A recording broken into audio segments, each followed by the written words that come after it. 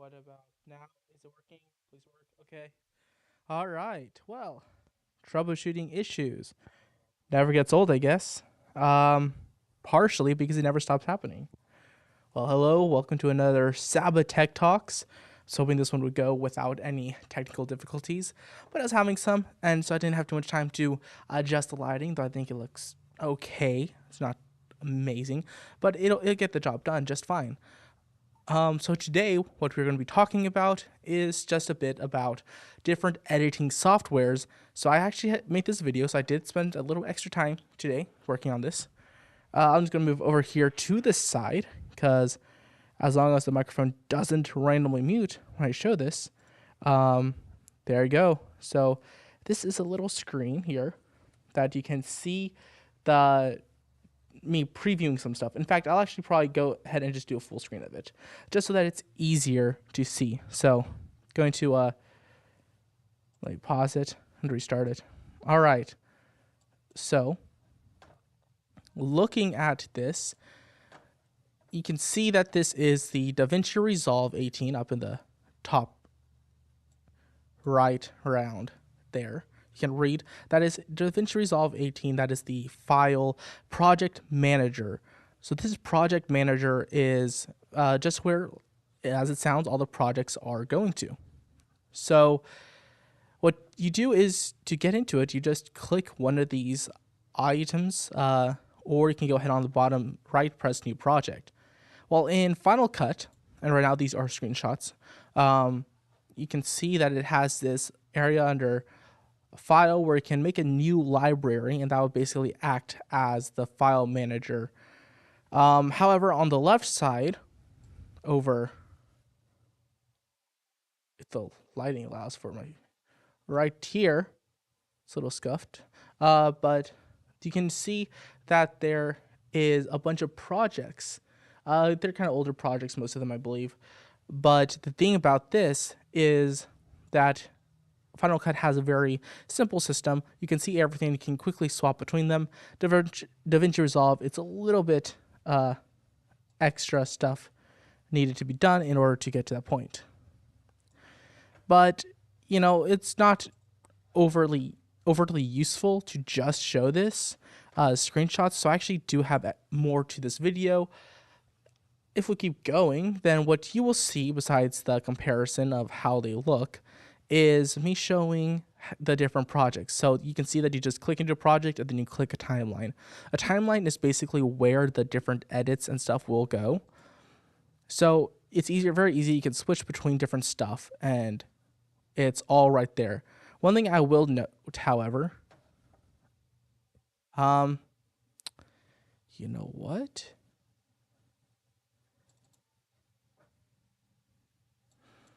Going to do this real fast. Okay, so it just restarted, but I can skip ahead. There's always seems to be a little bit of a technical difficulty. But, however, if you'll notice that over here in this screenshot, I have it paused actually, but you will see that there is this little gray bar in the middle of the right here, this little gray bar. And basically that is the timeline. I think it's actually referred to as the timeline. But basically it is just showing how long the video will render and stuff. And so I believe I showed here, yeah, in this video, in DaVinci Resolve, you make a project, and then in that project, you can then make timelines. So, let me full screen here. So there's actually 3 tabs in DaVinci Resolve: Media, Edit, and the main tab, I'm calling it, the Timeline tab. And from there, that's where you add more timelines and can access this stuff. So starting off, you will have to switch the tab. But yeah, okay, so in Final Cut, you can see that there is the editing. And when you cut something, if it is above the timeline, it will stay there. But if you are moving the actual timeline, it will close the gap. So basically, if you wanted to shorten something, you would delete the timeline. And if you deleted the timeline, part of the timeline, then it would delete whatever's in there and push anything that's kind of in the middle of it back to where the other stuff is to kind of fit together. So this isn't terrible, but in my personal opinion, I don't care for it too much. Something I will say is that I do overall prefer DaVinci Resolve, just because it seems to have a lot more features, and in my opinion, is a lot more intuitive in the actual basic editing. And then when you want to get more into the details and stuff, you are able to do that fairly easily. You just have to watch some guides, and it's just a few things to remember. And you can see that you can move the timeline stuff. And yeah, so one more thing about here is you can see that right there where there's the edit, and when the timelines are going to each other, it doesn't overlap, it doesn't cross. In fact, what it does is it actually just pushes one up, or it will go on top. So by doing this, it does mean that you're not accidentally deleting stuff, though you may accidentally overlap stuff. DaVinci Resolve does it differently. If you were to slide it, what happens is it just basically goes right into the other media, and it will basically cause it to cut and kind of splice together, which is one of the things I think makes more sense in DaVinci Resolve. It makes basically the way that it's structured, I believe, makes a lot more sense for just editing audio and stuff with it, which we will talk about in a moment, because DaVinci Resolve does have a bunch of great tools for that. And let's keep going. There's just a bit more edits here. So one thing I would like to note is that I would do this in person. Like, I would live show it so that it's a bit more smooth. The only problem with that is that where I'm streaming from, what I'm using is a laptop, and Final Cut is Apple only, I believe. It's only on Macs. I may be wrong, but I'm like 99% sure it is only Macs. So, and it costs money, so I don't want to spend extra money to get it onto my laptop, which currently does not have it. All right. So that was just a quick preview of the edits. In DaVinci Resolve, what's neat here, you can see I'm putting the cuts. So I didn't have a project preloaded for this one. So I just used a generator and put a solid color. So it's still going to show the same stuff though. So I can delete it, and that's kind of the default deleting something.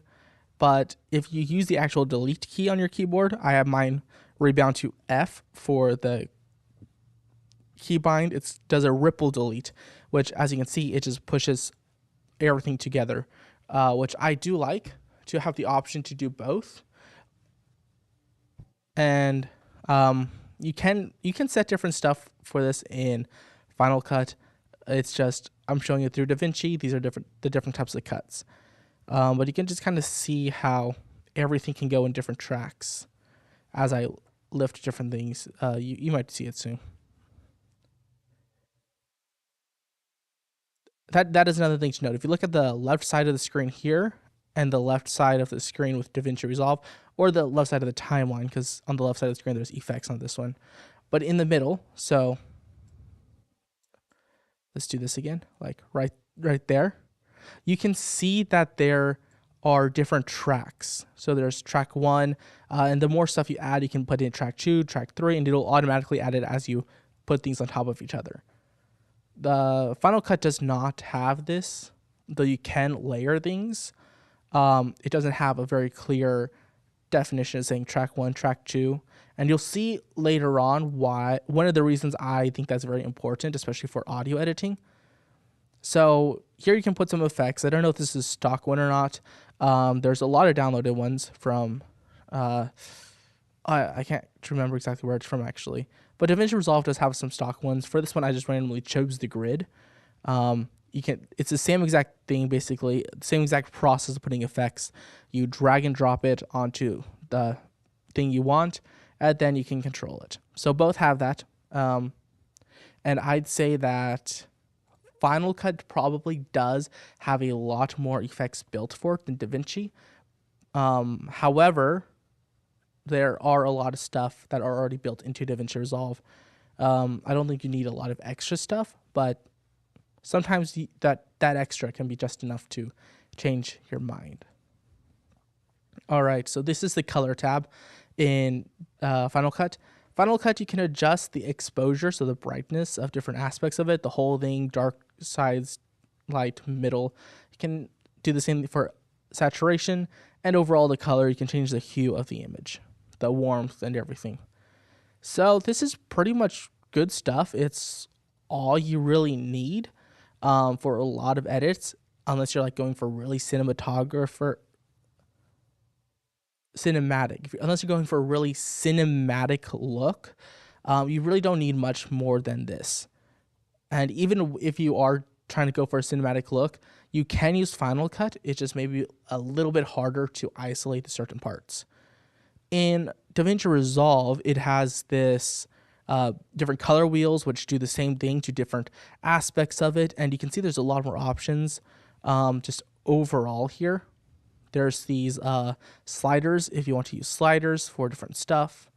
So you can see I'm just kind of randomly moving stuff just to kind of show you some of the stuff that is around. There is highlight, saturation, and all that stuff as well. Let's see. Let's zoom in. All right, so in the bottom left corner, you can see that there is shadows, highlights, saturation, hue, which is pretty much, there's contrast if you look a little bit closer to the top above the bars. There is a lot of stuff. So those are all the stuff that's in Final Cut, and there's a lot more there. And in the other tabs, I don't remember if I showed in this video, but there are other tabs here. So if you look in the very middle of the screen, there's like a bunch of stuff you can click, and it will allow you to just adjust even more. You can use a color picker so that if you have a green screen, it's very easy to select which color it is that the green screen is having. And I do show the nodes, I believe. So when you're editing in DaVinci Resolve, there are these nodes in the top right of the screen. And you can see that you can add nodes, add source, add alpha output, all that stuff. I just use, I believe it was Shift S, and it adds a new one. And basically what this means is that if you're trying to compare two different looks, you can just very easily move them around and swap which one is doing the output.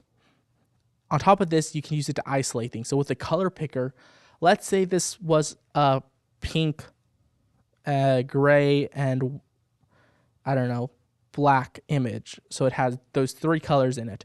And you wanted to make it where the pink was desaturated so it looked gray as well.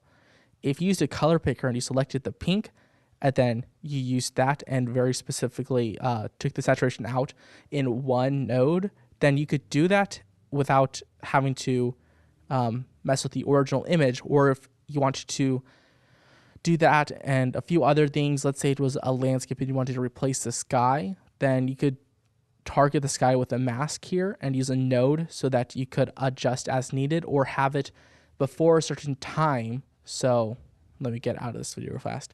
So let's say you have the original footage right here and you wanted to get the sky to look better. So you're putting something right here. I'll just do it straight here. Okay, so I'll do it like this, so I can use my fingers. The sky, and then this is the original footage.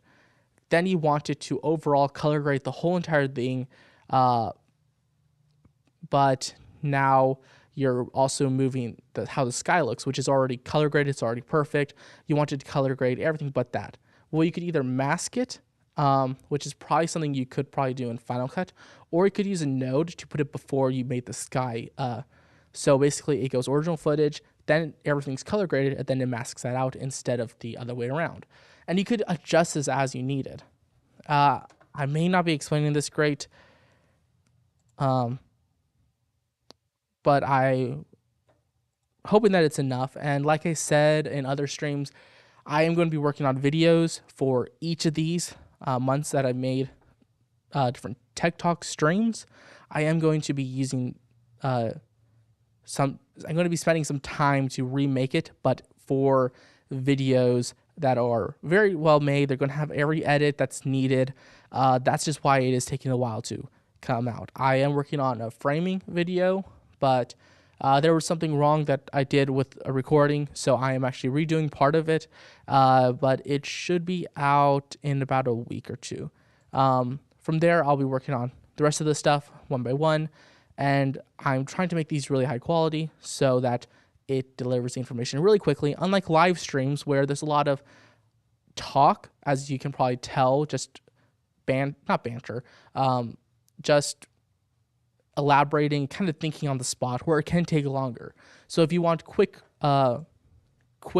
content that will be easier to understand, go ahead and subscribe and hit the bell to be notified not only when we go live, which is the first Monday of every month, but also to see the videos when they come out. So let's continue on this. You can see that I'm messing with the different nodes. You can see that it's very easy to compare the two. So this is sort of what I was talking about. So I color graded, and then I added a blur mask to a certain area. So you can see through this tab, I'm adding a bunch of blur, and then here I'm putting the mask. So right here, that area will now be blurred. So I put it to the end, and you can see that the color grade and everything caused it to be blurred and color graded to blue. Now it's just blue without the mask, so I can compare those two. And then I go back to the pink one, so it's like, okay, maybe I preferred that one.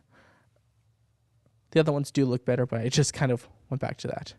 Another thing you can do is you can grab a still. So in Final Cut, you are able to get the effect, get your color grade, everything you want to look like, and then you can press Save Effect Preset. When you save the effect preset, it gets saved with all of the other effects that you have, and you can use it for other projects as well. In DaVinci Resolve, it's not like that. It is only for the one project, and from there you can apply the grade to other footage. And I do like this. In my opinion, it does make it more organized, but I can also see the benefit of something like how here at SABA Studios, we record the Around the Horn episodes every month. And so a lot of the times, a lot of stuff is very similar, especially the first few episodes. And during that time, I could just drag and drop older color grade, and then I could just adjust it a tiny bit as needed. While right now, when I use DaVinci Resolve, I do have to kind of adjust everything. So it's different pros and cons here. I do prefer this because I can just make a bunch of different samples for one project. And so I'm showing here. So in this one, this has 2 clips. In the second clip, I go ahead and delete all the changes. So it's just the thing by itself, but I press Apply Grade and it adds everything. So it keeps all the details, not just the final look. All right. So I'm just showing the different tabs here. It's kind of basic, what you'd expect. These are also a bunch of these other tabs on the bottom that do different stuff. So now I want to move on to some audio.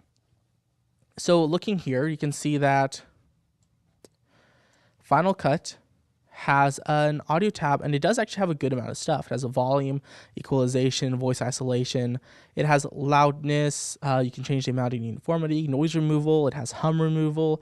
And these are a lot of good stuff that you would need, especially the EQ is nice to have. And I believe that's all. There is a pan, it looks like, that I don't have enabled. But all of these are fairly simple, even then.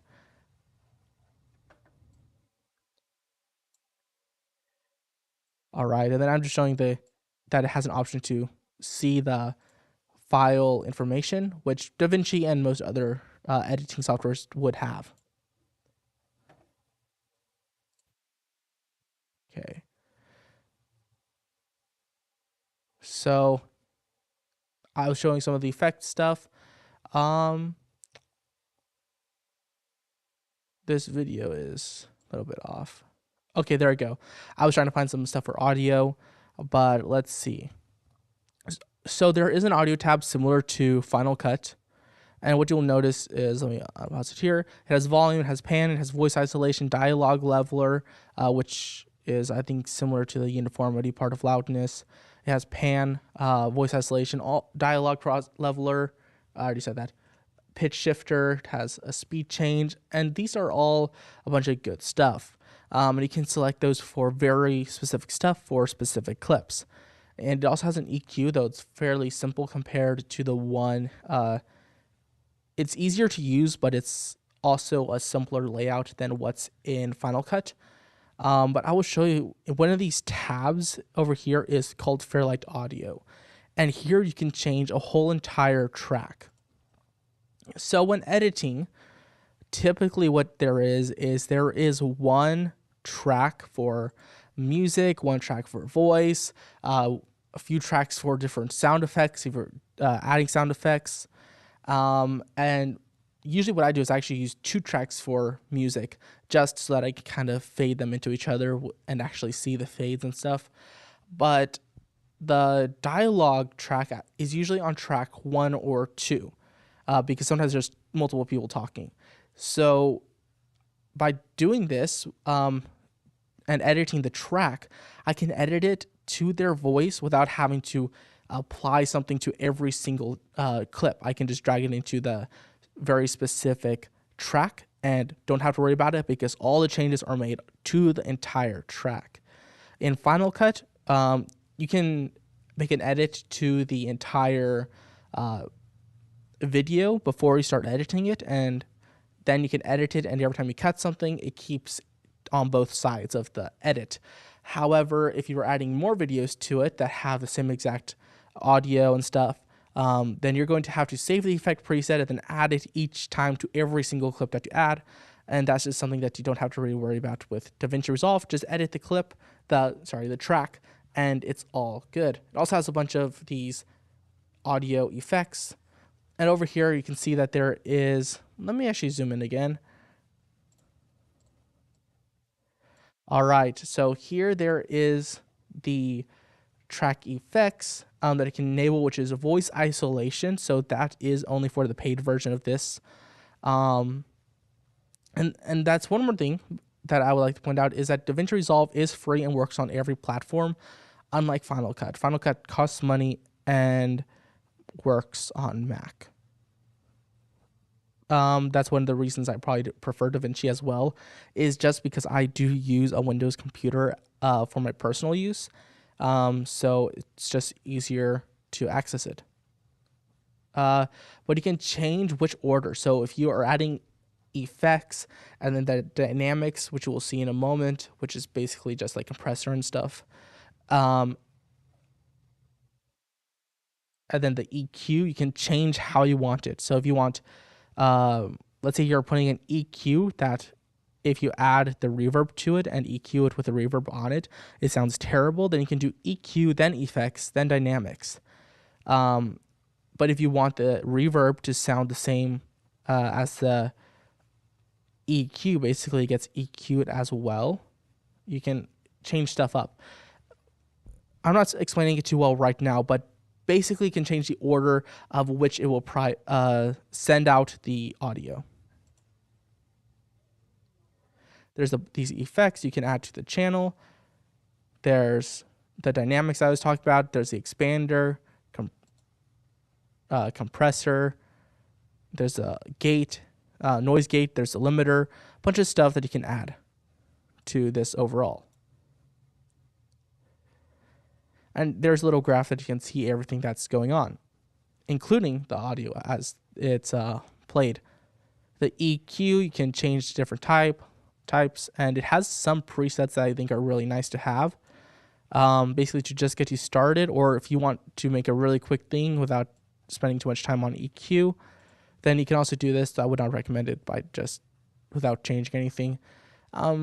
This basically just kind of changes how the waveforms appear and change stuff, but not by much. But then these are the presets I was talking about. So you can see they already have a lot of, well, not a lot, but it has a good amount. And then they also have a pan option, and I never really messed with the pan in Final Cut. I don't really do a lot of panning, but you can see there's a lot of stuff in DaVinci Resolve. All right, let's move on. Oh, and also you can see the sliders on the bottom right, the faders, and that's also another nice thing is that you can adjust the track audio by instead of having to adjust the clip audio each time of every single thing. And there's a master volume which you can also apply effects to it, which will do everything in the whole entire thing. Another thing that's in DaVinci Resolve is recording and putting voiceovers onto your different videos. You don't have to use a separate software like Audacity or Logic in order to record into DaVinci Resolve. And then I believe the next thing is simply just the rendering. Yeah, the rendering. So before we do get to that, I would like to talk about this real fast.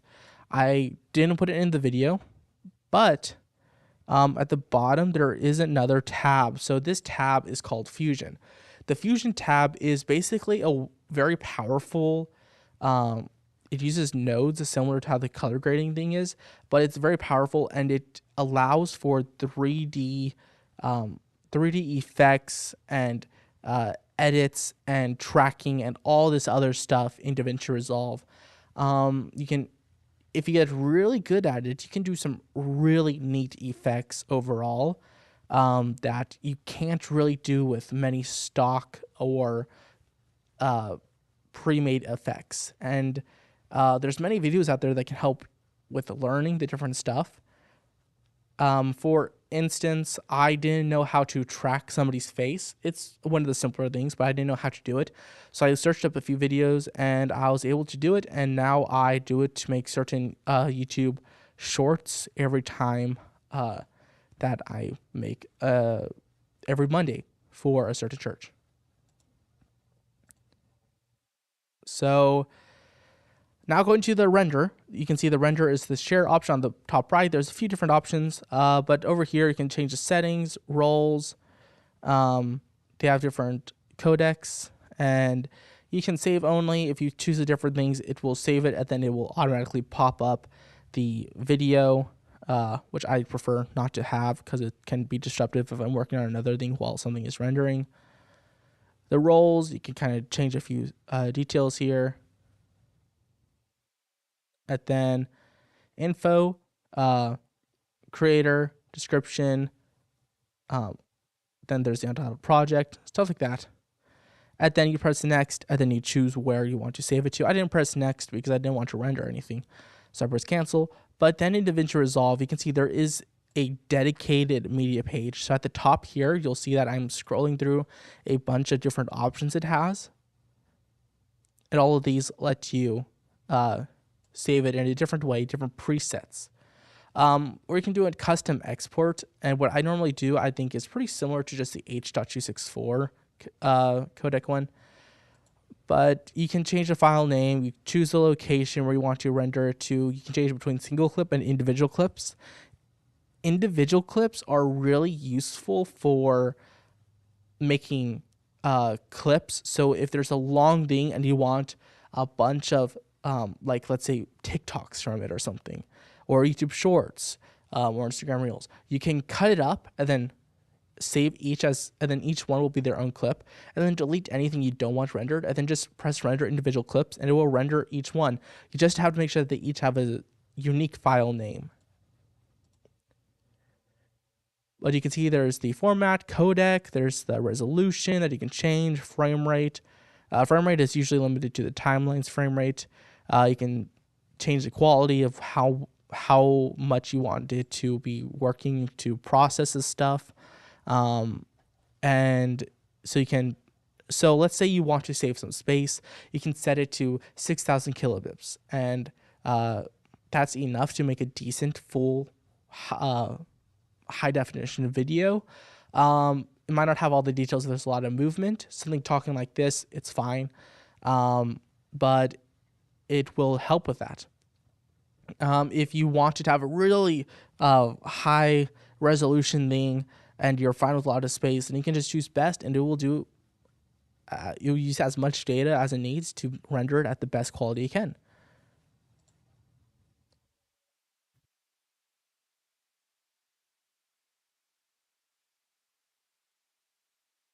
There's the custom name that I was talking about. And you can change there will be another option, unique file names, if it's on individual clips. Okay, so that was the whole entire video. So this was just kind of talking through the different stuff in DaVinci Resolve and Final Cut. They're both good options for editing, but I do think that DaVinci Resolve overall is better. If it looked like I was showing like 80% DaVinci Resolve, that isn't necessarily just because I prefer DaVinci Resolve. Part of that is just because DaVinci Resolve has so much stuff that I haven't noticed in Final Cut. A lot of Final Cut stuff are, in my opinion, more bare bones, very simple, very user-friendly, which kind of goes in line with a lot of Apple stuff. And so if you're just looking for something to quickly edit stuff on and you're willing to spend the money on it, then Final Cut, I think, is a good option. If you want to do more in-depth stuff, if you want to continue learning, then I believe that DaVinci Resolve enables that more. But you can still do great things in both. The media lead here, Eric Hilgers, he uses Final Cut, and he makes some amazing stuff. His commercials definitely look better than mine because he knows the techniques to do the flashier stuff, how to get people's attention a little bit better. He edits to the music a little bit better.